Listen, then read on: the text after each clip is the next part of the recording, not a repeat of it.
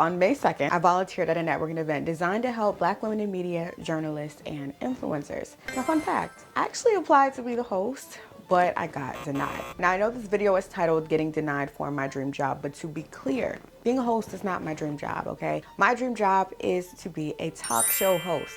However, hosting events like this felt like a step in the right direction. So yes, getting denied hurts. And instead of letting me host y'all, they offered me a chance to volunteer, AKA work for free.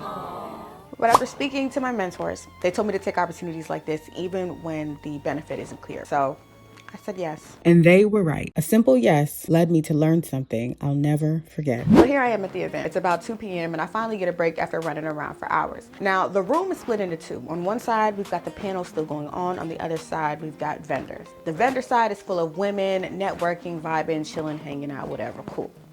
I just finished taking my pictures at the photo booth on the vendor side when the event organizer, and we'll call her Tracy, comes up to me and she tells me that the talking going on the vendor side is distracting to the panelists. And that's fine, that's cool, like I get you. But what you want me to do about that?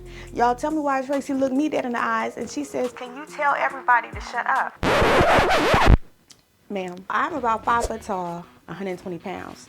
That ain't my ministry, okay? And my little, "Hey guys, can you please be quiet?" is not about to move the room. Nonetheless, Tracy walks away and I gotta do what I was told to do. And then it hits me. I can't even yell, "Shut up," because the panel is going on. So that means I have to go to each group individually and politely ask them to stop talking. I walk up to the first group of about 4 women, right? I lean in, clear my throat, and say, "Excuse me guys, could you please stop talking during the panel?" Y'all, the way these girls looked at me, you would have thought I cussed them out. And then we got one of them looking at me with the, "And who are you?" type of face. She stares at me, I stare at her, the group stares at me. I move on to my next subject, okay? I approach another group and I pretty much do the same thing and I got the same response. Like, dang, can't y'all help me out and see that I don't want to do this? Please, just stop talking. I think I do it about one more time until I finally just give up. I felt dumb. I felt embarrassed.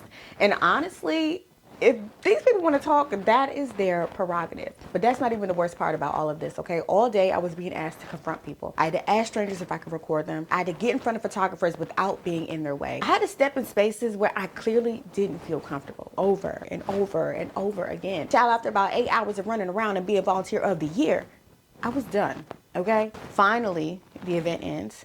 I get back to my hotel, I shower, and I knock out. Okay, I didn't even process all that happened until the next day. So the next day I call up my homegirl to vent about my experience at the networking event, right? Now she's a journalist, so after listening to me, she gets real with me. And she pretty much says, if you want to be in media, you have to be bold and you have to be assertive. She goes on to talk about red carpets and how everyone is fighting for the same interview. And you can't miss your shot just because you're shy. You have to speak up and you have to take up space. You got to be aggressive. You want to talk to them because motherfuckers be next to you having a 5-minute interview. Bitch, they said 2 questions. Everybody Right. 2 questions. You talk for 15 minutes. You got, excuse me, your 2 questions. You got the, yeah. Oh shoot. Okay. You have to boss all the way up. And whoever mad at you, bitch, don't be mad at me. I'm doing my job.